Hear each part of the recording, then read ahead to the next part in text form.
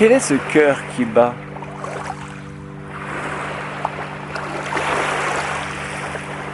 Quel est cet appel de la vie qui me murmure d'être entièrement qui je suis? Cette force jaillissante qui me pousse à vivre pleinement. Quel est cet esprit aussi vaste que le lac, avec toutes ces idées qui fusent et qui questionnent tout sans cesse?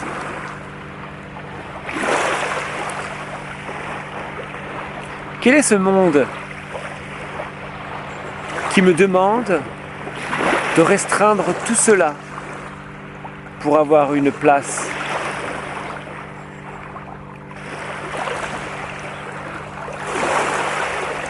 Quelle est cette sensation de décalage?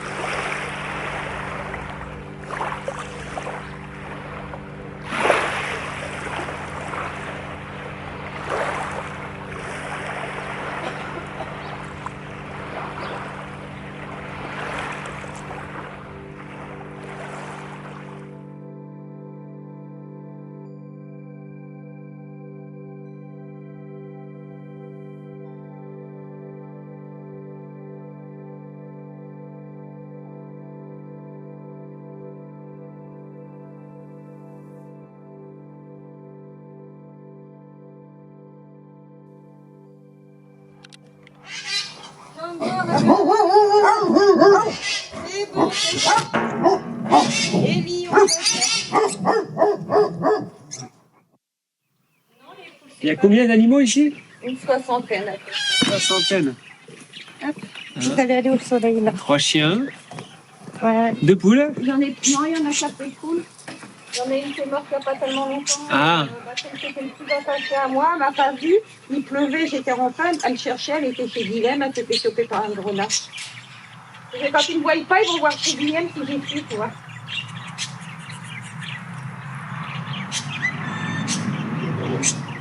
Ils s'attachent à toi alors, les animaux. Ouais, Hein. ah bah oui, comme moi je suis attachée à eux. Incroyable. Allez les bébés, je reviens après, vous allez manger après. Mais du coup, ce que tu me disais, c'est que les animaux, tu les récupères, ils sont blessés. Bah, ils sont blessés, ils sont à la rue, ils sont à... Oui, c'est des animaux qui ont vécu des traumatismes, souvent. Ou alors, c'est ceux qui sont malades ou que je récupère. Mais du coup, Pour personne pour prendre soin d'eux, en fait. les animaux, ils acceptent de se rattacher à des humains, même si c'est des humains qu'ils ont blessés. Bah là, dernièrement, j'ai fait adopter un chaton que j'ai sorti de la rue et qui connaissait pas du tout les rapports avec les humains. Et là, il est bien placé, il vient de partir en famille. Après, j'ai beaucoup de mal à placer les animaux parce que j'ai pas confiance en les gens. Ils font trop de merde avec les animaux, donc du coup, j'ai du mal et c'est pour ça que j'en ai pas mal aussi. Qu'est-ce que tu fais, mon doudou? T'as mis ton jouet? Tu disais qu'eux, ils pouvaient être relâchés? Oui, bah, je les mets en liberté. Non, pas en liberté dehors. Ils sont en liberté quand je suis là et tout ça, sous surveillance. Mais s'ils étaient dehors, ils finiraient par mourir. Ils ont une nourriture qui est... Mais comment ça a venu, ce projet-là? Ah mais non, c'est comme ça, depuis que je suis haute comme ça, en fait, ma mère me disait, je marchais à peine, que déjà j'allais libérer les souris des pièges, je les prenais dans les mains, j'allais les remettre en liberté. Ah, et en fait, moi, ma plus grosse douleur, la plus grosse violence que j'ai eue enfant, et pourtant j'en ai connu, ça a été quand j'ai appris qu'on mangeait les animaux. Ça a été un traumatisme pour moi, et de là, je voulais plus manger. Et ça a été la croix et la bannière avec mes parents, qui en plus étaient quand même vachement cool avec moi parce qu'ils m'ont laissé tout faire. À chaque fois, j'arrivais avec des animaux dans les mains, des oiseaux que je trouvais, tout ça. Et c'est même mon père qui m'a appris à faire les premières bouillies pour les oiseaux, pour nourrir les oiseaux. Ce que tu veux dire, c'est que tes parents, ils t'ont suivi dans ton intérêt. Ouais. Bah, en fait, mes parents étaient très jeunes. Hein. Et ils étaient très jeunes quand ils m'ont eu. Et ils se sont mariés très jeunes. Ma mère, elle avait à peine 18 ans, elle était enceinte de moi. Et donc du coup, on a été élevés ensemble, en fait, et eux, ils se sont calqués un petit peu sur moi, sur ce que j'aimais, sur ce qui me faisait souffrir et tout ça. Ils comprenaient pas vraiment mon mode de fonctionnement parce que c'était pas facile. Un enfant hypersensible, on n'en parlait pas à l'époque. Donc c'était très difficile. J'étais souvent en souffrance, je pleurais beaucoup. Quand j'ai grandi, après, je suis devenue un peu violente à taper un peu des pieds, à envoyer du lourd dès que ça me plaisait pas et tout, parce que j'avais un gros caractère. Mais tu tapais que les humains. Oui, ah oui, mais en fait, quand je dis taper, c'est pas, je tapais pas avec les gestes, mais avec la parole, avec les, voilà, j'étais un peu blessante aussi parfois parce que ça m'énervait, parce qu'en fait, je grandissais avec l'idée que c'était obligé que l'humain allait se rendre compte de la merde qu'il faisait. Et en fait, plus je vieillissais, moins ça arrivait, et au contraire, pire c'était. Exactement. Et ça, c'est ce sentiment de révolte qui fait qu'on a des comportements qui peuvent être mal vus. Ouais, et aujourd'hui, je m'en moque, mais il y a une époque, ça me faisait souffrir, forcément. Est-ce que tu veux dire par là que tu as appris un peu à te protéger? Ah bah oui, bah de toute façon, depuis que je suis enfant, j'essaie de me protéger quand même. Malgré tout, voilà, je me suis mis un peu dans une bulle, mais malgré tout, j'ai quand même souffert, mais bon. Mais c'est important quand on est hypersensible d'avoir des grandes phases de solitude. Ouais, ah oui, bah, moi de toute façon, il y a que là que je suis vraiment bien. Hein, moi aussi, je sens ça. Hein. Ouais. Mais on peut pas être tout le temps seul. Non, on a quand même besoin d'interaction. Puis moi, je trouve que quand même, c'est ce qui nous fait grandir aussi. Ouais. On apprend jusqu'à la fin de notre vie et on tire un enseignement des gens qu'on rencontre qui n'ont pas du tout la même vie que nous, ou qui ont d'autres visions un petit peu personnelles et tout ça. Moi, j'aime beaucoup ceux qui voyagent à vélo, ceux qui voyagent à pied avec un chien, tout ça, parce qu'eux, ils ont des choses à dire et c'est super intéressant. Ouais. Moi, je préfère me rapprocher de ces gens-là plutôt que de me rapprocher de quelqu'un qui va avoir la grosse voiture, la bonne place de cadre et tout ça. Moi, ces gens-là, ils m'intéressent pas plus parce que bon, voilà, pour moi, j'ai pas grand-chose à apprendre de ça. Moi, j'ai envie de le rapport humain vraiment dans la bonne conscience et dans la bonne conscience, et ça c'est un sujet pour moi qui est assez central. Et puis je trouve que écoute, ton t-shirt oui, il plaît beaucoup. T'as vu, t'arrives bien, c'est au hasard. Hein. Moi, cette image, tu sais que je l'ai beaucoup utilisée et régulièrement je retourne dessus. Régulièrement, moi je la rediffuse autour de moi parce que je trouve cette image, elle dit tout. Oui, mais c'est ça. Parce que d'un côté, il y a la vision pyramidale où l'homme il est au-dessus de la femme est et l'homme au-dessus des animaux, les animaux au-dessus des plantes. Cette vision pyramidale de la vie. Alors, et à cette vision-là, elle est faite sous forme de cœur ou de cercle, où l'homme, c'est juste une espèce parmi... Bah oui, c'est ça, parmi les autres. C'est parce qu'en fait, l'homme, c'est comme il se pense supérieur et il a la main basse sur un peu tout. En fait, il prend propriété des choses alors qu'il ne devrait pas. Retirer les animaux de la nature ou capturer, enfin tout ça, même créer des races. Non, le monde est suffisamment bien fait pour que les animaux s'autosuffisent et ça se fait naturellement, quoi. Je veux dire, la sélection se fait naturellement. Regarde, on dit on est envahi par les moustiques, bah ouais, mais arrêtez de traiter les champs, et au moins on aura à nouveau la biodiversité. Je veux dire, on a presque plus de chauves-souris. Avant, il y avait des chauves-souris partout, on n'avait pas de moustiques. Voilà, c'est des choses, tout. Parce que les choses sont connectées entre elles. Oui, c'est ça, et tout fonctionne très bien sans que l'humain vienne y mettre les mains, mais malheureusement, voilà, il vient, il prend, il s'accapare. Et aujourd'hui, oui, on a des renards qui viennent en ville, on a des animaux sauvages qu'on retrouve dans les villes et tout. Et aussitôt, on crie au scandale, faut les tuer, Non, non. S'ils en arrivent là, c'est parce qu'ils n'ont plus le choix. On les prive de leur lieu de vie. Plus ça va, plus ça réduit. Plus ça va, plus ils ont faim. Parce qu'il y a la chasse, pareil, c'est toujours, voilà. Ce que tu disais, c'est qu'il y a des oiseaux, on les garde que pour la reproduction. Il y en a beaucoup, en fait. Moi, ceux que je récupère là, souvent, j'en ai récupéré dans des garages où il n'y avait pas de fenêtre.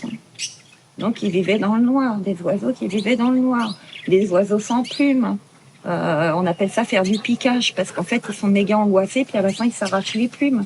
J'en ai récupéré qui avaient que la tête plumée, quoi. Est-ce que tu crois que qu'est-ce qui fait que on peut retrouver de l'espoir là-dedans? Il y a des gens qui parlent... Les enfants. Les enfants. Du coup, des enfants, ouais. Ouais, voilà. C'est les enfants, tout est éducation. Regarde, aujourd'hui, on a une époque où les gens, enfin, pas tous, c'est pas une généralité, mais beaucoup ont beaucoup d'enfants et ne leur apportent pas forcément une bonne éducation parce qu'ils se trouvent dépassés, puis ils les laissent un peu faire ce qu'ils veulent et puis c'est tellement plus facile de les laisser devant la télé ou que de les l'école. emmener, oui, ou à l'école.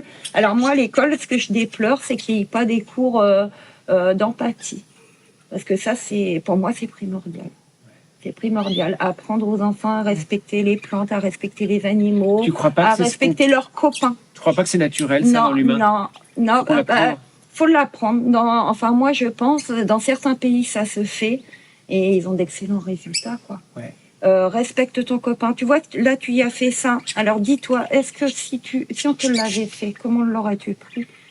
Est-ce que tu aurais souffert? Bah oui, ça fait mal. Bah, ton copain, il a eu mal. Tu vois? C'est pas forcément un coup. Ça peut être une parole, ça peut être quelque chose.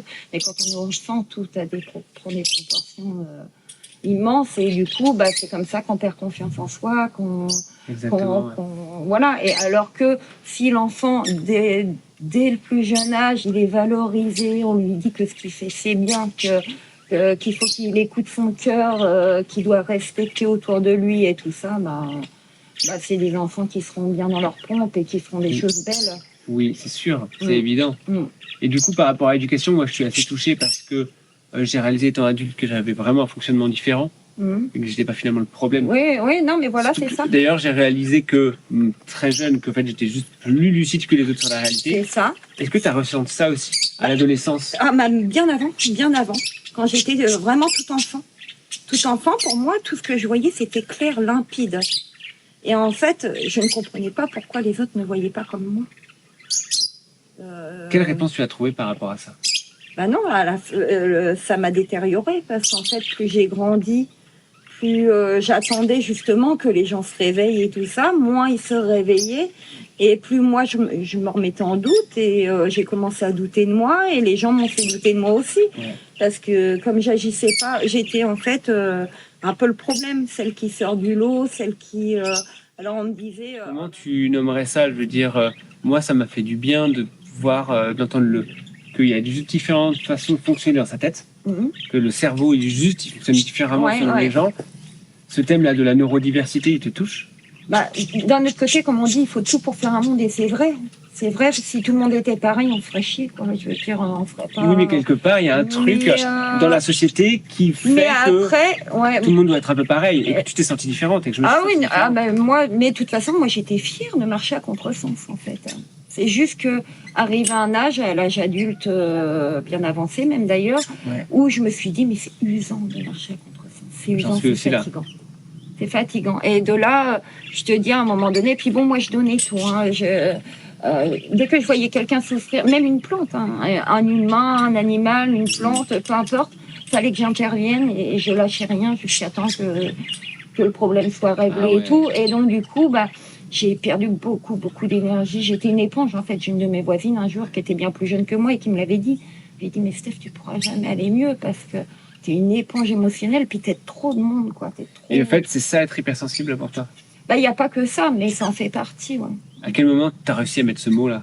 En fait, je savais que j'étais hypersensible, mais je savais pas à quoi ça correspondait. La première fois que j'ai entendu hypersensible, j'ai dit, de toute façon, moi, je le suis. Je sais que j'ai une sensibilité hors norme. Ça, c'est pas nouveau, c'est depuis que je suis enfant, je le sais. Et en fait, j'ai vécu une relation toxique avec quelqu'un de très malveillant, un pervers, comme on dit, les pervers narcissiques. Moi, je voulais pas qu'on le traite comme ça. Parce que je disais, tout le monde voit des pervers narcissiques partout, il voulait pas. Pour moi, c'était quelqu'un en souffrance qui avait besoin d'aide. Mais en fait, si c'était quelqu'un en souffrance, pour lui, il n'avait pas besoin d'aide et il voulait pas d'aide. Et à la rigueur, il m'a fait croire que c'était moi qui avais plus besoin d'aide que lui. Et quelque part, peut-être un peu. Et donc, du coup, j'ai décidé, au bout d'un moment où c'était vraiment trop dur, où je commençais à avoir des idées vraiment noires et où j'ai eu peur de passer à l'acte, j'ai décidé de me faire soigner et d'aller voir psychologue, psychiatre et tout ça. Et en fait, c'est là qu'ils m'ont parlé d'hypersensibilité. Alors j'ai dit, oui, ça, vous n'allez pas le chercher bien loin. Oui. C'est facile, l'hypersensibilité, c'est facile. Je fais maintenant, je dois avoir autre chose. Pour qu'il y ait autant de choses qui n'aillent pas, alors il doit y avoir autre chose. Et donc, du coup, j'étais pas forcément super bien suivie. Et donc, du coup, j'ai fait mes propres recherches, parce qu'en fait, je fais tout toute seule. Je suis un petit peu autodidacte, donc j'ai fait mes propres recherches. Et en fait, quand j'ai tout noté, tout. Et en fait, je lisais tous les symptômes, les caractéristiques, tout ça. Et en fait, je disais, mais je suis en plein dedans. J'imaginais pas que c'était autant que ça, que l'hypersensibilité pouvait faire autant de tort quelque part, alors qu'en fait, c'est une forme d'intelligence si on était entouré d'hypersensibles, on serait pas dans la merde qu'on est aujourd'hui. Si tout le monde avait une sensibilité, une vraie sensibilité, il y aurait moins de mal autour de nous, il y aurait moins de souffrance, il y aurait moins de, je sais pas. Est-ce que tu crois que le terme haut potentiel, il te définit aussi autant que l'hypersensibilité? Ouais, mais moi, j'ai eu du mal aussi à l'accepter parce que je suis en manque de confiance en moi. Du coup, je me suis formée, j'ai grandi en n'ayant pas confiance en moi. Au départ, oui, parce que pour moi, j'étais sûre j'avais la parole sûre. C'est moi qui avais la vérité. Je détenais la vérité. Quand t'es gamin, voilà. Puis à l'adolescence, c'est pareil. J'essayais de réveiller les autres. Je disais, mais tu te rends pas compte que... Et moi, Guillaume, une fois, il m'a fait, tout au début qu'on connaissait, il m'a présenté quelques amis et tout. Il y a eu quelques sujets qui sont venus où on a parlé en soirée. Et de moi-même, je m'arrête à un moment donné quand je vois que ça commence à plus suivre ou alors qu'ils commencent à être un peu perdus, les gens. Et Guillaume m'a dit, mais je te comprends, mais les gens sont pas prêts à toi. Et les gens sont pas prêts à toi, c'est vrai que ça a toujours été le cas. Les gens sont pas prêts. Moi, dans mon vécu, c'est aussi ce qui arrive. Ouais. C'est que les gens, ils arrivent pas. Je leur parle d'un truc, ou alors il y a un blanc, ou alors il y a un gros blanc. Ouais. Je comprends pas pourquoi. Ouais, ou alors finalement, ils disent t'es très gentil, finalement ils me rappellent jamais ou répondent pas à mes messages. Oui, oui. Mais en fait, c'est parce que tu déranges, parce qu'en fait, ta vision. Alors, il y a ceux qui veulent pas la voir, et il y a ceux qui se rendent compte que oui, on a raison, mais que ça engage aussi de faire des efforts et de changer certaines choses. Ah bon. Voilà, et c'est tellement confortable de n'avoir rien à changer, de tout faire tout le temps. Mais ils se rendent pas compte que c'est justement quand tu vas vers l'inconnu et que tu t'engages dans quelque chose de plus beau, que tu grandis et que enfin moi j'ai jamais été aussi heureuse que maintenant, et pourtant j'ai des dettes et tout ça, alors que c'était pas le cas avant. J'ai toujours fait attention à pas avoir de dettes, à pas emprunter, à pas ci, à pas ça. Et là, je te dis, l'année dernière, j'ai décidé d'acheter pour donner un toit à mes animaux, parce que j'étais à la limite de me retrouver à la rue avec pas mal d'animaux. J'en avais une 40aine à l'époque. Ouais. Donc, et moi, il était hors de question. On m'a dit, sépare-toi de tes animaux et on trouvera un autre logement et tout. Non. Alors au début, j'ai cherché à louer. Forcément, quand t'arrives, là, après, j'en avais une 50aine, donc j'allais pas dire oui, j'ai une 50aine d'animaux, je le disais pas forcément, mais tu trouves pas, et puis comme je veux pas mentir non plus, donc quand on me posait pas la question, j'en parlais pas trop. Est-ce que tu es capable de mentir d'ailleurs? J'ai du mal, j'ai beaucoup de mal. Mais tu peux des fois. Je sais pas, je peux arranger la vérité justement, et souvent je le fais quand je vois des personnes en souffrance. Ouais. Pour leur apporter un petit bien-être et tout ça. Donc voilà, on dit que le mensonge c'est pas forcément mauvais. Il est mauvais quand il est malveillant, mais après s'il est bienveillant. C'est pour l'aider l'autre. Voilà, si c'est pour aider l'autre, tu peux. J'ai moins de mal avec ce genre de mensonge entre guillemets où tu vas arranger un peu la chose, mais la personne va être mieux. C'est ça. Plutôt que de dire la vérité et prendre une grande claque dans ta tronche et puis t'es mal, encore plus mal. Donc non, c'est pas le but. Stéphanie, il y a deux questions. Oui. Est-ce qu'il y a qu'est-ce que tu dirais à un enfant qui est, disons-le, hors norme ou HP hypersensible ou juste un enfant qui dérange? Qu'est-ce qu'on pourrait leur dire à ces enfants? Moi, ce que je lui dirais, c'est qu'il écoute son cœur et son instinct. Et c'est pas parce que c'est un adulte qui va lui dire qu'il a des choses à faire et tout ça. Si son cœur, il éprouve une révulsion à faire une chose et que c'est des adultes qui l'ont dit, c'est pas pour autant que ce serait une bonne chose. Faut vraiment, les enfants, faut vraiment qu'ils prennent conscience que c'est eux ils sont encore justes. Ouais, quand t'es enfant, t'es encore juste, t'as encore toute l'innocence, t'as la beauté, t'as tout ça. Je veux dire, un enfant, naturellement, il voit un animal, il a envie de le caresser, il n'a pas envie d'y mettre des coups de pied. Est-ce que tu veux dire que des enfants qui sont violents, c'est forcément des enfants en souffrance. Non, bah laisse, ça tombera pas plus bas. Je pense, oui. Je pense que les enfants, en fait, c'est pas ça, c'est que les enfants, ils n'ont pas de moyens de communiquer. Enfin, ils vont beaucoup le faire par des actions. Et c'est inconscient. En fait. C'est inconscient. L'enfant, il n'est pas conscient, il a peut-être pas encore les mots. Ça veut dire que l'enfant qui a un comportement qui est malveillant ou qu'on trouve qu'il est, il est un peu déplacé par rapport à la réalité. Oui. Il faut, nous, en tant qu'adultes, réaliser là, il y a un problème. Il a quelque chose. Il a quelque chose qu'il ne sait pas dire, qu'il n'a pas la capacité de dire, voilà, ou les mots. Et moi, en tant qu'adulte, j'ai la responsabilité. Il faut observer. En fait, moi, j'ai observé. Que ce soit avec les enfants comme avec les animaux, pour moi, ça marche pareil. C'est l'observation. Ouais. Tu observes leur comportement et tu peux comprendre plein de choses. Après, avec l'enfant, ce qui est plus facile, c'est qu'en posant des questions, il peut quand même répondre et t'aiguiller aussi. Ouais, tu peux mettre les points avec les animaux, bah évidemment tu peux pas leur. Mais derrière, comment on agit? Comment on peut aller voir les parents en disant j'ai vu que votre enfant souffre, il faut. Comment on fait? C'est très difficile parce qu'en fait, suivant les parents, bah il y en a qui vont très mal le prendre. Ouais, mais je pense qu'à un moment il faut qu'il passe par là. Ouais, mais il faut y arriver, mais c'est. En fait, je pense que là, il faut vraiment entamer une discussion, être vraiment dans la bienveillance et tout ça, et ne pas, surtout pas de jugement, surtout pas.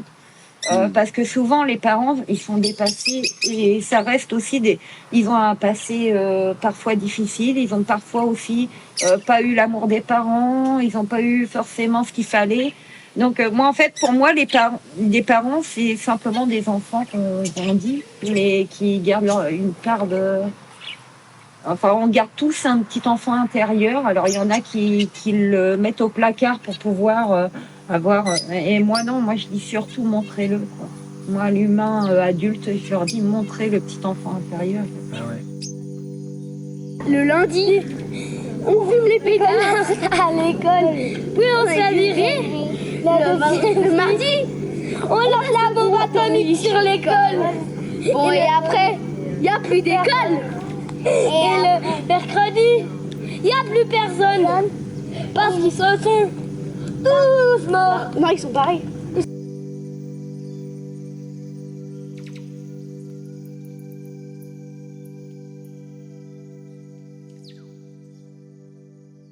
Salut.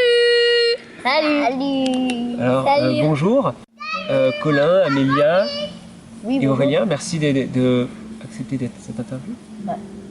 J'aimerais que vous puissiez nous dire avec vos mots, pour les adultes, c'est quoi la meilleure vie pour un enfant? Alors la meilleure vie pour un enfant, c'est déjà avoir une certaine liberté. Une certaine liberté.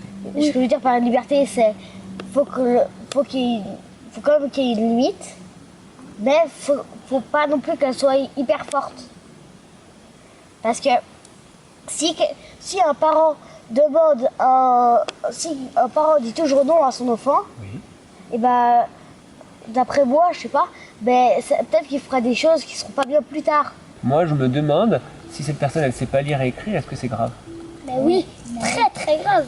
Mais si lire et écrire, vous aimez vous apprendre à lire et écrire? Au final, moi j'aime et j'aime pas. Parce que moi je suis un enfant dyslexique. D'accord. Dyslexique et dysorthographique. Donc moi j'ai de la peine. C'est des trucs. Et après il y a. Donc moi j'ai eu de la peine pendant plusieurs années à apprendre à lire, à apprendre à écrire. Ouais. Mais au final, en fait le problème, je veux aussi dire ça à d'autres enfants dyslexiques, c'est que des fois t'as un problème de dyslexie ou tout ça.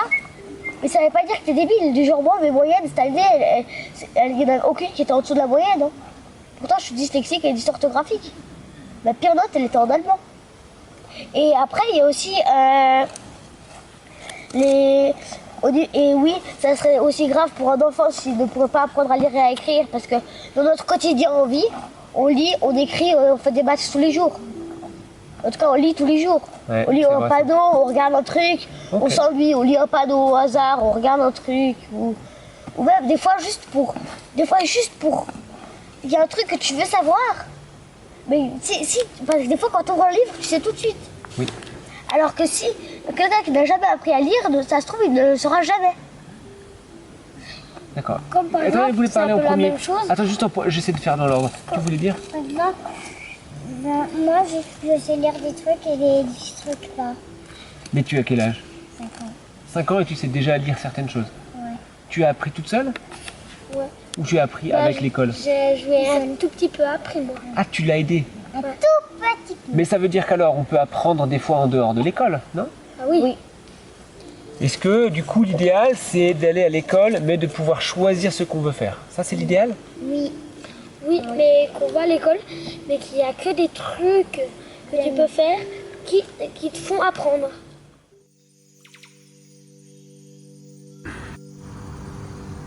Quand on parle de haut potentiel, puis pour moi, je parle surtout des enfants, parce que c'est ce que j'observe le plus, on parle d'êtres, de personnes qui ont un besoin irrépressible d'exprimer quelque chose de très profond, très intense et de très puissant. Et que s'il n'y a pas le lieu, l'espace, la possibilité d'offrir au monde ce potentiel, cette force jaillissante qui peut prendre des formes très variées, il en résulte de la souffrance. Et cette souffrance aussi peut prendre des formes très variées. Ouais, qu'est-ce que tu pourrais dire toi aux parents qui ont des enfants comme ça? Courage. Il y a un côté c'est courage, c'est accroche-toi, c'est clair. Voilà, t'as de la chance, tu vas pas t'ennuyer, ton gamin il va faire plein de trucs que t'avais pas prévus et que... Ouais. Et voilà, et puis au moins tous les matins tu peux faire des choses différentes. Mais c'est soutenir le fait qu'il y ait de l'imprévu en fait. Et je crois que les parents ils arrivent pas à ça. Ça les déstabilise trop.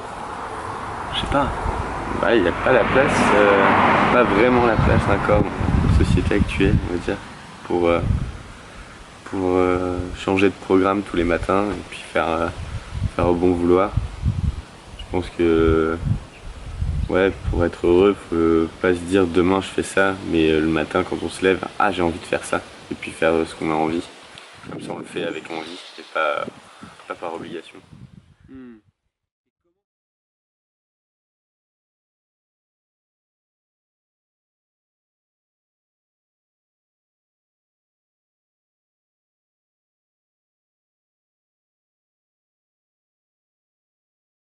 Alors, salut Guillaume. Ah, c'est déjà parti là? Ouais, c'est déjà parti. Ouais, cool. Salut, alors du coup, mon souvenir, tu es venu ici il y a 3 ans pour retaper cette vieille baraque parce que tu avais envie d'être propriétaire. Qu'est-ce qui s'est passé?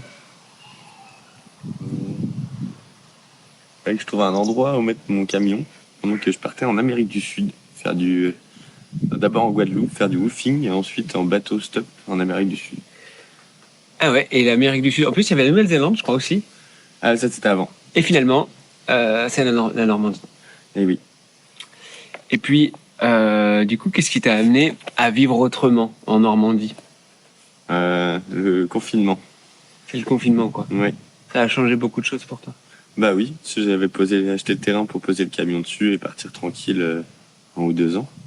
Et au final, on m'a dit non, t'as pas le droit de voyager parce qu'on doit rester enfermé. Et du coup, mon billet d'avion est tombé 2 semaines après le début du confinement. Du coup, j'ai oublié de l'annuler parce que je me suis mis dans le chantier de la rénovation. Alors du coup, ouais, là il y a toute une baraque, t'es dessus depuis 3 ans. Et que je m'entoure de gens qui ont ces systèmes de pensée. C'est un système de pensée. Juste qui fonctionne autrement que la majorité des gens. Un peu moins linéaire.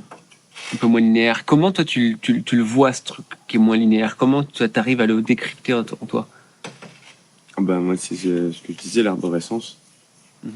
Sur le fait que une pensée c'est un arbre, du coup c'est une branche avec des rameaux et des feuilles. Et du coup chaque phrase fait des suites d'idées. C'est pas forcément logique pour quelqu'un qui suivrait une route fixe. Ouais. Moi je vais prendre tous les petits chemins autour et la discussion peut partir sur n'importe quel chemin de traverse. Ouais. Et ça rend des fois la vie un peu plus compliquée. face à quelqu'un qui n'a pas ça en fait.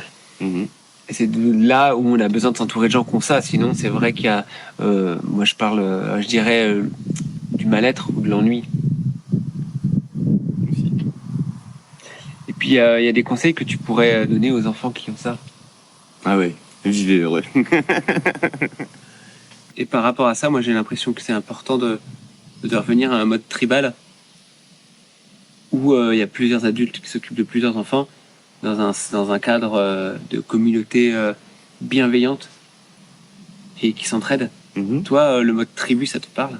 Ouais, complètement. Moi, j'ai pas d'enfant, du coup, j'ai des questionnements que je me pose, mais que j'applique pas vraiment. Et la réflexion, elle est pas quotidienne, mais dans les meilleures choses que j'ai vues en termes d'éducation et d'épanouissement des enfants, c'était des communautés qui se réunissaient et qui faisaient l'école chacune leur tour dans une des communautés.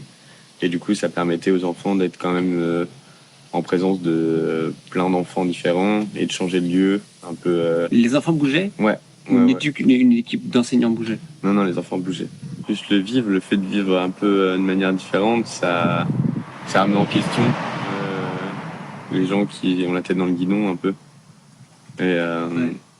Et du coup, ils vont pas forcément s'apprécier ou venir voir, mais ils constatent qu'il y a autre chose de possible. Ouais. Et petit à petit, peut-être que ça avancera dans ce sens-là. Carrément. Toi, tu pourrais mettre un panneau, ici, mode de vie alternatif. Et tous les gens qui passent en voiture, ils toqueraient, quoi. Oui. Ouais, je mettrais des petites barrières pour jeter des cacahuètes. Ah ouais, ça serait cool. Ouais, carrément. Si l'on ne fait pas cette marche vers l'océan, alors nous devenons des eaux stagnantes, prises par des contradictions et des croyances limitantes, des habitudes et des schémas figés.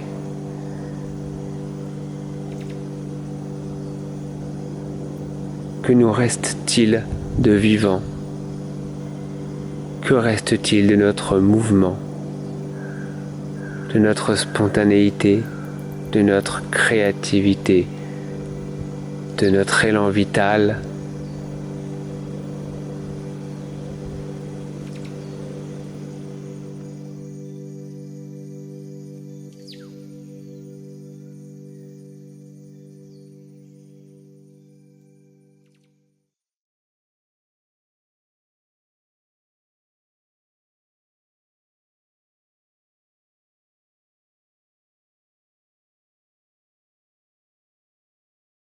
Salut Jacqueline. Salut Nicolas.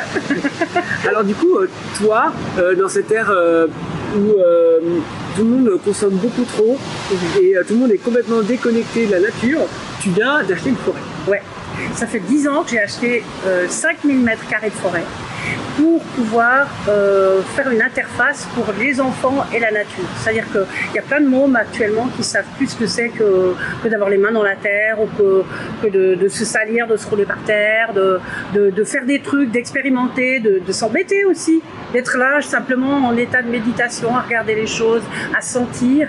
Et donc ça, c'est la porte ouverte pour ça. C'est vraiment un espace de philosophie, de culture dans tous les sens du terme. Mon association, ça s'appelle Happy Culture, les cultures heureuses. Et puis ça, c'est la forêt des cultures heureuses. Alors, bien sûr, on cultive des choses pas banales. On cultive pas de légumes, mais on a des plantes aromatiques, on a des plantes un peu mal aimées, comme des chardons, comme toutes sortes de trucs bizarroïdes, mais qui servent à la santé ou à sentir bon. Ou voilà. Enfin, on essaye d'accueillir toutes les petites herbettes qui veulent bien venir chez nous. Tu veux dire qu'en fait, il n'y a pas de mauvaises herbes? Non. Non, c'est une vilaine étiquette qu'on leur a collée. Ouais, c'est ça. Parce que, en fait, chaque plante, elle pousse dans l'endroit où elle doit pousser. Et elle est indicatrice de ce qu'il y a dans le sol. Donc, en fait, quand on laisse venir un peu ce qu'on appelle les adventices, les plantes qui colonisent un terrain quand il est nu, on peut savoir à quel type de terrain on a affaire. Ça, c'est aussi une partie d'apprendre à être au monde, dans le monde. d'apprendre que bah non, c'est pas un hasard s'il y a de la prêle à tel ou tel endroit, ou si les haricots ils se sentent mieux là ou là. Enfin, c'est aussi un principe de la permaculture. Hein. Parce que du coup, ça veut dire que l'endroit où il y a de la prêle, il faut pas le modifier pour faire des carottes, il faut laisser de la prêle. Et il y a un terrain où la carotte elle pousse spontanément, il faut la laisser. Bah oui, à la limite, on peut faire comme le japonais là, qui a écrit sur la permaculture, et lui, les derniers temps, alors avant, il se demandait où est-ce qu'il pouvait mettre telle et telle chose, puis après, ben, il jetait en fait les graines par-dessus son épaule, et puis quand ça donnait quelque chose, ben, c'était bien, ça voulait dire que les graines avaient trouvé un bon terreau pour elles, et puis si ça germait pas, ça voulait dire qu'il fallait probablement les jeter ailleurs. Et puis il s'est aperçu aussi que les plantes bougeaient. Alors effectivement c'est avec les années, hein, mais on s'aperçoit, moi je m'aperçois, j'ai planté du thym à certains endroits, et puis le thym, bah, gentiment, il a colonisé là où il était le mieux. En fait, il a changé de place depuis 10 ans, il a changé de place. C'est génial. Bah ouais. Oui, il y a une grande intelligence. Complètement. La forêt, je l'ai achetée, mais je suis gardienne des lieux, donc j'essaye de garder cet endroit avec des bonnes vibrations, avec des belles choses.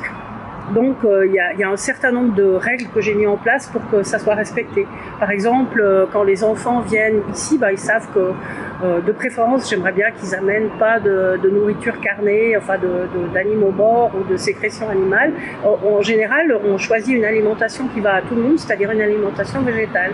Puis comme ça, les mômes, en plus, ils apprennent à déguster des choses que souvent, ils n'ont pas mangées. Moi, je leur fais goûter les plantes aromatiques et c'est très, très marrant, les réactions. C'est vraiment marrant. D'abord, ils disent « Ah, c'est trop fort !» Puis après, ils se disent « Oh, je pourrais regoûter !»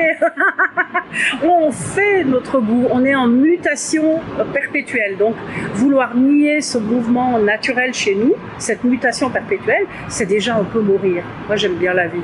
Donc, j'essaye d'ouvrir le champ des possibles. Ah ouais, vraiment. C'est vivant d'ouvrir le champ des possibles. Complètement. Et ça, tous les êtres humains en ont besoin. Oui, on est des êtres curieux, on a besoin de la curiosité. Les enfants qui réussissent pas à l'école, c'est souvent des êtres qui s'emmerdent. Moi, je m'emmerdais à l'école, j'avais de la chance d'avoir des bonnes notes, mais je m'emmerdais ferme. On avait 1 ou 2 profs qui étaient chouettes, mais les autres, c'était terrifiant.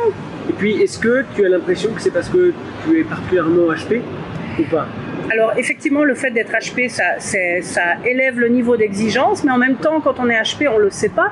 Donc on pense que tout le monde est comme soi, donc on prend beaucoup sur soi, puis on se dit mais non, allez, fais le point dans la poche, les autres y arrivent, tu vas y arriver, remballe tout ça. Puis finalement, on se fait du mal. Ou alors, on apprend à rien demander à personne parce qu'on sait que bah, souvent, c'est pas fiable, ou souvent, les gens n'ont pas la même valeur dans ce qu'ils disent ou dans ce qu'ils font. Donc, on apprend très vite à se débrouiller tout seul, quoi, en fait. Oui, moi, je réalise qu'en tant que HP, on peut s'isoler beaucoup parce que c'est vrai qu'on a du mal à faire confiance. Ouais. On a été trahi. Moi, c'est mon cas aussi. Mm-hmm. Et je me dis, quels conseils on peut donner aux enfants qui sont dans ce cas-là ? Alors, bah, de laisser aller leur curiosité, puis justement questionner tout ce qu'il y a autour de soi, demander, ne jamais avoir peur de demander. Et puis de s'exprimer, mais ça aussi, ça s'apprend, c'est aussi culturel. Si on a des parents qui parlent pas beaucoup d'eux-mêmes ou qui laissent pas beaucoup de champ libre aux enfants, c'est difficile. Il y a des parents qui sont très aimants mais peu communicatifs. C'est par exemple le cas de mes parents à moi. Bah, j'ai dû apprendre d'une autre façon à communiquer.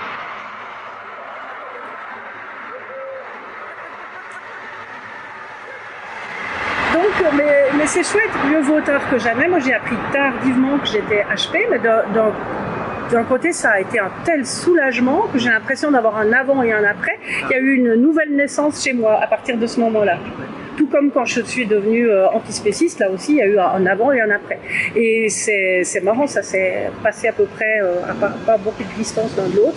Et c'est vraiment génial. Je suis super contente d'être en vie et de savoir ce que je fais. Ouais. Et puis de pouvoir encore explorer et puis me dire que voilà, il y a des choses qui prennent la place dans le puzzle. Avant, j'avais plein de pièces et puis je savais pas trop quoi en faire. Là, tout d'un coup, ça tombe, ça se met en place. Et puis ça me permet d'avoir une image beaucoup plus large, beaucoup plus colorée, beaucoup plus chatoyante. Et puis surtout, je sais qu'est-ce que je peux faire, dans les choses dans lesquelles il faut pas que j'aille parce que c'est une perte de temps. Voilà. Ça m'a fait aussi apprendre à trier un peu plus. Parce que quand on est HP, souvent, la pensée en arborescence, ça nous fait partir dans tous les sens. Puis il y a des trucs qu'il faut impérativement fermer de temps en temps, autrement on pète un câble. Donc voilà, moi je suis très contente. Ouais, c'est des choses. On fait partie du tout, mais on est une partie. On n'est pas plus important, on n'est pas moins important, on fait partie du tout. Et ça c'est bien pour l'humilité. C'est comme travailler la terre. Quand on travaille la terre, on ne peut pas se la péter, parce que la réalité nous rattrape très vite. On s'en couble les pieds, puis on tombe par terre, on est plein de terre, ou on est obligé de rire des fois. Puis vraiment, se mettre au niveau de la terre, et on sent plein de choses. C'est aussi quelque chose de physique. La bioélectricité de notre corps et la bioélectricité de la terre, ça se conjugue pour faire un mélange parfait. Moi, je conseille du reste à tous les gens qui ont de la peine à dormir, qui ont des soucis d'idées noires ou de quoi que ce soit, allez dans la nature, marchez à pieds nus, soyez juste dans la nature, observez. Vous êtes comme en exploration, vraiment. Et ça, c'est génial parce que non seulement ça nous distrait, mais ça nous montre à quel point la vie est multiforme, elle est incroyable, et il y a toujours une sortie. Il y a toujours une sortie. On croit qu'on est enfermé. Une sortie à quoi? À tous les problèmes d'enfermement. Okay. À partir du moment où on met suffisamment d'intensité dans le fait qu'on veut sortir d'une situation d'enfermement, il y a un moment donné, c'est comme les écluses. Voilà, c'est comme les écluses. On se met à niveau pour pouvoir passer de l'autre côté. C'est exactement la même chose. Voilà. Merci Jacqueline. Mais je t'en prie Nicolas, c'était un plaisir. Bye bye. Bah voilà. Ça a été...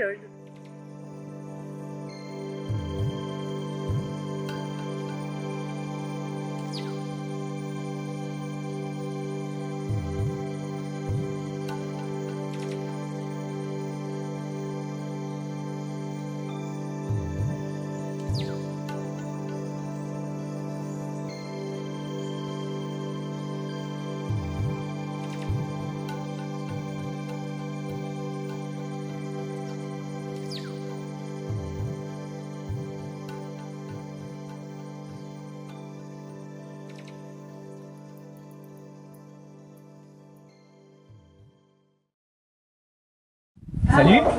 Salut Nico. Alors du coup, merci de participer à cette interview. J'aimerais savoir, comme tu es ici à Univers Émergence, qu'est-ce qui t'a amené, toi, à vivre autrement? Qu'est-ce qui m'a amené à vivre? C'est quoi vivre autrement? C'est toute la question. On a chacun des façons de vivre qui nous appartient. Sur mon chemin, l'appel qui a été fait, c'est l'appel de la nature, de l'authenticité, d'avoir le droit d'exister, d'être vrai. Et l'appel à Week-end Émergence, c'est peut-être de m'entourer de personnes qui vibrent dans cette fréquence, avec lesquelles je peux me sentir soutenue pour grandir dans la bienveillance et en cheminant dans l'apprentissage qui est la vie, parce que ça ne s'arrête jamais d'apprendre. Et donc, si je t'évoque le nouveau monde, ça résonne comment en toi? Ah, le nouveau monde. Le nouveau monde, c'est quand on aura tous guéri notre culpabilité, guéri nos blessures, et qu'on sera prêt à rayonner et à œuvrer pour le vivant. Rayonner et œuvrer pour le vivant. Merci beaucoup. Merci.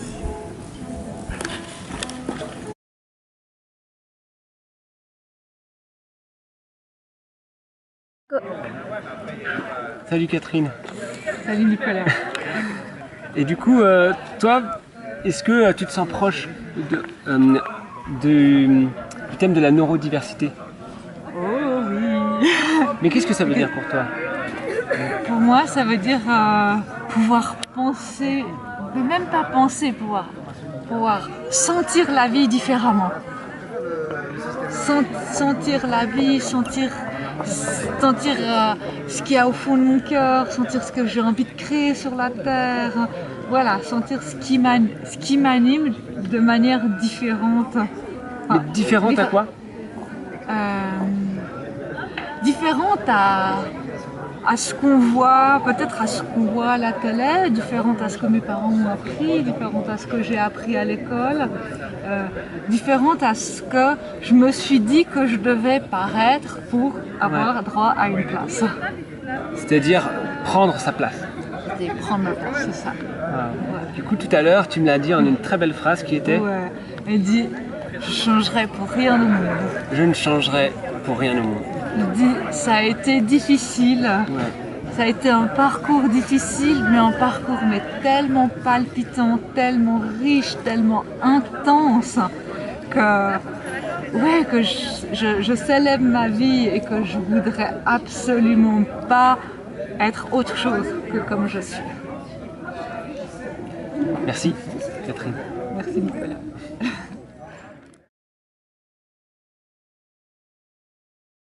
Ce que tu parles, c'est plutôt une partie de ma vie actuelle où j'ai été un peu absente de mon corps. Comme absente parce que trop blessée par ce qui se passait, pas du tout en lien avec le monde qu'on me proposait. Et puis déjà toute petite, je marchais sur quelque chose que je connaissais pas, que je pouvais pas nommer, mais qu'aujourd'hui je peux nommer le nouveau monde. Et mes idées étaient assez mal perçues dans ma famille, donc il y a un moment je me suis tue, j'ai arrêté de parler. Et j'ai fait comme une, je pense, sortie de corps où je suis restée comme ça pendant un long moment. Et en 2012, il y a eu comme quelque chose qui s'est passé, qui m'a rassemblée. Et de là, on a découlé beaucoup de choses, beaucoup de prises de conscience personnelle à le retour d'un voyage. Voilà, je dirais ça, c'est pour le déclic. Il y avait une autre question du coup qui suivait le déclic. Mais ouais, forcément, je me dis, pour toi, ça évoque quoi le nouveau monde? Avant tout de la fraternité et de la paix. Et l'acceptation de l'autre là où il en est. Et pour moi, c'est aussi une prise de conscience qu'on n'est pas que ce corps physique. Sortir de ce dogme-là et prendre conscience qu'on est bien plus que ça. Et une fois qu'on a pu avoir les clés de ce changement-là intérieur, ça ouvre les portes sur plein d'autres choses dans ce qu'on veut voir se réaliser dans ce nouveau monde. Qui bien sûr est déjà là. Pour moi, aujourd'hui, si on peut parler aussi de ce qu'on a vécu ce week-end, c'est un des moments prémices pour moi du nouveau monde, où on vit des échanges de compétences, de soins, de partage de connaissances, finalement gratuites, où on a beaucoup de joie avec les enfants, à redevenir enfant aussi également. Et pour moi, c'est vraiment les prémices du nouveau monde qui est déjà là, mais qu'on est vraiment en train d'expérimenter. Pour moi aussi, là, on est tous un peu dans des tranches d'âge, tu sais, qui, pour moi, influent de transition. Je sais pas si influer c'est le bon mot, mais... Par rapport aux enfants, typiquement, et les enfants qui viennent nous dire que des fois, les adultes, ils doivent dire oui, et des fois, ils doivent dire non, parce que l'enfant, quelque part, il se maîtrise pas. Et je sais bien que même des adultes ne se maîtrisent pas. Mais typiquement, là je vais leur redire, parce que dans le nouveau monde, pour moi, il y a l'idée justement pas de dire les enfants ils peuvent tout faire, mais quelque part qu'on peut être à leur écoute et au respect de leurs désirs. Les enfants, maintenant, je trouve que c'est trop de bruit pour notre vidéo. Si vous parlez trop fort, on n'entendra plus ce qu'on dit nous. Est-ce que vous pouvez ou faire moins de bruit ou aller plus loin? On fait moins de bruit. Ok. Et en fait, par rapport à ça, moi je me rappelle que dans un projet qu'on a fait, que j'avais demandé aux enfants d'écrire une charte, la charte des enfants, où ils avaient eux-mêmes dit finalement qu'est-ce qu'il faut faire et pas faire, et que c'est eux qui ont dit si un objet qui est cassé, il faut le réparer ou le racheter. Ouais. Qui fait qu'à un moment, quand on était en groupe avec d'autres parents et d'autres enfants, que tout le monde n'a pas les mêmes codes par rapport aux objets, et qu'il peut arriver que les choses se cassent, du coup ça a permis de se reposer là-dessus. Je me rappelle qu'on avait racheté certains objets. Est-ce que tu as continué dans cette dynamique-là par rapport à ta famille ou tes projets? Je continue dans cette dynamique-là, ouais. Ouais, alors, y a vraiment un projet d'instruction en famille, en réseau, local. Parce que oui, je pense qu'effectivement, l'éducation et comment on se comporte, nous adultes, actuellement avec nos enfants, ça va aussi être... Maman, je vais faire pipi. Mais allons faire pipi alors. pour finir, ça va juste pour moi être complètement déclencheur pour que eux continuent sur ce qu'on est en train de faire actuellement. Et pause. Un des paramètres qui est très dur à remettre en question, c'est l'individualisme et qu'en fait on n'est pas fait pour vivre couplés les uns des autres. Qu'est-ce que tu penses de l'idée de tribu? J'adore. Qu'est-ce qui fait que tu adores la tribu? J'adore la tribu. Déjà, je me suis rendu compte que c'était très dur d'être maman sans être en tribu. Vraiment, ça a été pour moi une énorme prise de conscience et puis qui a derrière amené plein de choses de positif. Hein, donc, c'est aussi dans les expériences douloureuses qu'on évolue le plus. Mais j'aime beaucoup ce qu'on a expérimenté ce week-end. J'aime beaucoup l'idée de pouvoir avoir un adulte ou deux qui veillent sur les enfants pendant que d'autres peuvent faire autre chose. J'aime beaucoup l'idée de partager les connaissances en cuisine pour réaliser des mets. J'aime beaucoup ce qu'on apprend en tribu, quoi. Et je trouve que c'est un gain de temps, d'énergie pour tout le monde. Et c'est des moments super. Et je pense juste que pour vivre en tribu, il y a quand même un espèce de cadre à l'intérieur duquel les choses peuvent bouger mais en étant discutées. Et je pense qu'en apprenant aussi la gouvernance partagée, la vie en tribu peut devenir vraiment réalisable.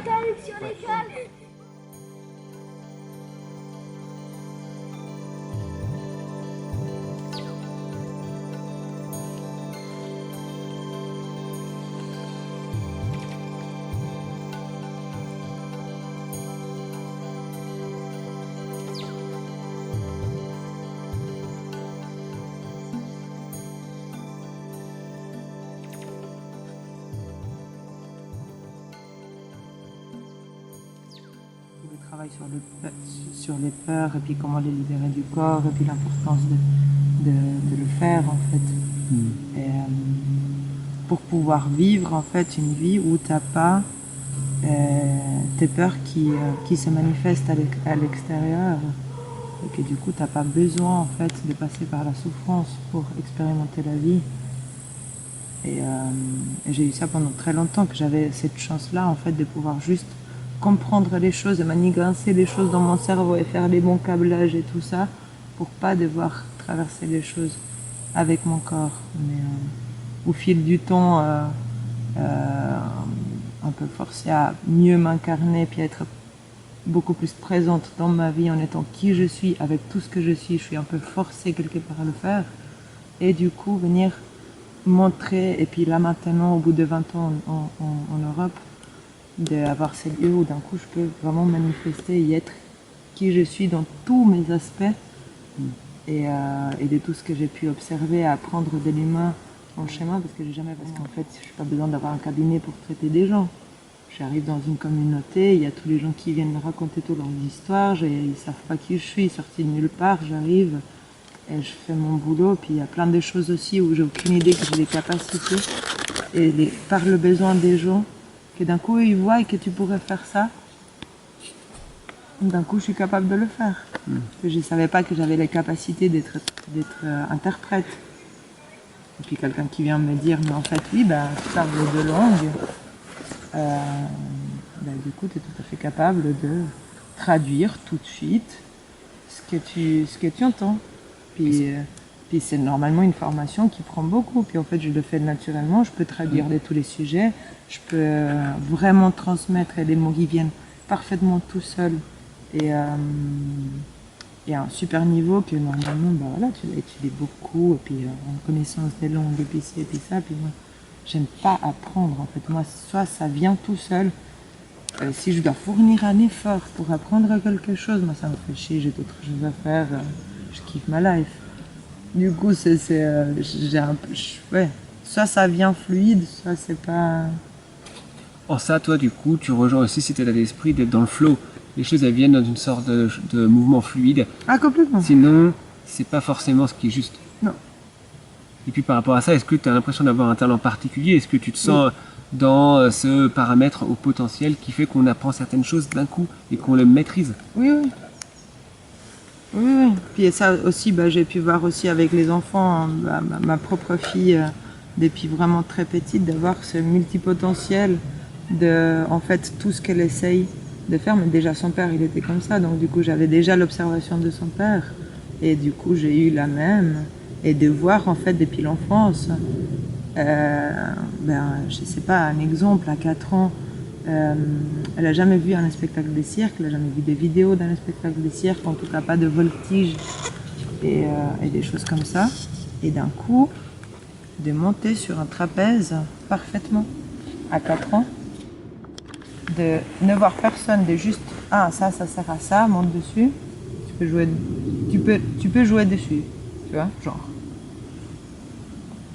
prendre avec une grâce, une élégance, une force, le pied droit, vraiment, et puis de voir après tous les autres enfants faire, et puis dépatouiller n'importe comment et tout, qui tombent dans tous les sens, qui savent plus où ils sont et tout ça, mais c'était parfait. Elle montait aux arbres à 7 mètres de hauteur à 5 ans, mais en maîtrisant son corps. T'as même pas eu besoin de la là-dedans. Non, puis c'est surtout qu'en fait, elle montrait ce qu'elle voulait faire ou les choses à apprendre parce qu'elle a vu. Et puis voilà, elle essayait, puis ça allait tout seul. Et puis si elle joue un instrument, d'un coup, voilà, tu lui mets un accordéon, elle comprend direct comment ça marche et puis elle le joue. Et par rapport à ça, qu'est-ce que c'est le rôle de parent dans ces cas-là? Lui offrir, en tout cas pour moi, j'ai été maman vraiment par dévotion. Je veux être maman pour en faire mon métier, on va dire. C'est ça que je veux faire pour de vrai. Je vais élever des enfants. Parce que moi-même, en étant petite, je me suis dit, parce que déjà à 6 ans, je voulais déjà pas aller à l'école. Et j'étais complètement contre l'idée d'aller à l'école parce qu'on m'avait déjà transmis qu'aller à l'école, c'était pas vraiment le lieu. Et tous les amis de mes parents, ils allaient à des écoles alternatives. Et ma maman, elle n'avait pas l'argent pour, et ne pouvait pas faire école à la maison parce qu'on était sous dictature encore au Chili. Donc si elle ne me mettait pas à l'école, elle allait en prison. Donc c'était ça la réponse de ma mère. Tu vois, c'est pas que je veux pas te donner quelque chose d'autre, c'est que d'un, je n'ai pas les moyens, et d'autre, je vais en prison. Donc t'es là, ok, bon, je suis forcée d'aller à l'école. Je vais vers ma grand-mère. Elle me dit, c'est une sorte de maladie qu'on y doit tous passer. Mais l'école? Oui, aller à l'école. C'est une maladie. Oui, c'est une sorte de maladie qu'on doit tous traverser et puis essayer de s'en sortir avec le moins de dégâts possible. Donc du coup, effectivement, à l'école, j'étais un peu loin, tu vois. Je me suis jamais vraiment impliquée. De temps en temps, tu vois. Ou prof d'espagnol pour les livres. À un moment donné, je suis allée lui dire que ce livre ne m'intéressait pas du tout, alors que j'en bouffais beaucoup des bouquins quand j'étais petite. Et du coup, il m'a demandé à quoi j'étais intéressée et tout, puis il a commencé à nous passer des livres. Siddhartha, l'alchimiste, enfin voilà, il a commencé vraiment. Et puis du coup, de mon besoin, on a découlé toute l'école à ce moment-là, parce que ce prof-là, il a commencé à nous passer des livres adolescents. Il a commencé à nous passer des livres beaucoup plus initiatiques, en quelque sorte. T'avais quel âge? Je devais avoir 12 ou 13 ans. Moi, Siddhartha l'alchimiste, c'est venu vraiment les deux en même temps, après vers 20 ans. Et je me dis, est-ce que du coup, les personnes qui ont comme ça un profil atypique, qui apprennent beaucoup par eux-mêmes, ils ont absolument besoin de cette autorité de compétence, de cette autorité bienveillante pour accepter une autorité? Là, l'autorité de l'école ou de l'enseignant. Alors moi, je me suis sortie absolument sans ça, parce que je faisais aucune confiance à ces gens-là, parce que j'ai considéré complètement... Aucun? Ah non, rien. Jamais? Ah oui, oui, il y avait quelques profs. Oui, il y avait quelques personnes, c'est vrai. Oui, une autorité bienveillante. Quelqu'un, justement, celle que je pouvais considérer, que je pouvais entendre, c'était des gens que je ressentais qu'ils étaient droits dans leurs bottes, qu'ils savaient ce qu'ils faisaient, qu'ils étaient des adultes qui tenaient la route par rapport à ce que c'est de transmettre, à la position, à l'état de présence, tu vois, d'être sensible, hyper empathe aussi. Mais justement, j'avais quand même bien ma bulle où j'observais, j'étais pas beaucoup là. L'acrobatie, le fait d'être dans le corps, l'apprentissage du vivre ensemble, enfin, juste la vie. La vie. La vie simple, la vie qui fait du bien, la vie qui est...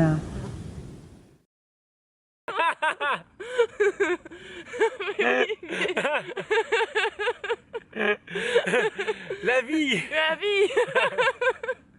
Ça filme déjà.